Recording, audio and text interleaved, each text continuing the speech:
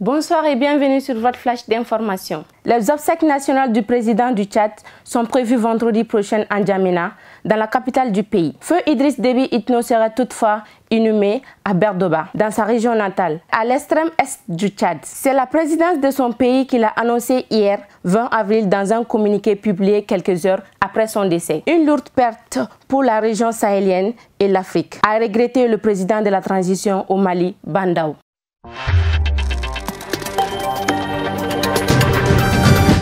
Peu connu du grand public, le jeune général Ahmad Idriss Déby, qui apparaissait régulièrement aux côtés de son père Idriss Déby Itno, dont il coordonnait la sécurité rapprochée au moindre déplacement, a pris mardi la présidence du Conseil militaire de la transition. Il semble devenir le nouvel homme fort du Tchad.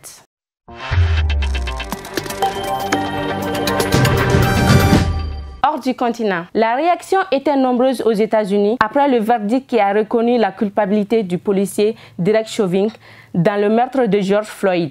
Après avoir exprimé son soulagement, le président américain Joe Biden a annoncé mardi le racisme qui a attaché l'âme de l'Amérique.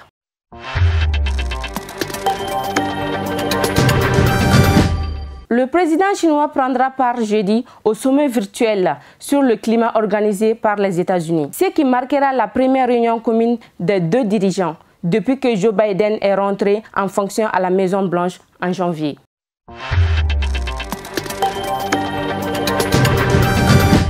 La conférence internationale sur l'Afghanistan, initialement prévue le 24 avril à Istanbul, a été reportée mi-mai en raison des célébrations du Ramadan, ont annoncé les autorités turques. Cette réunion devait permettre de relancer les négociations de paix directes entre le gouvernement afghan et les talibans.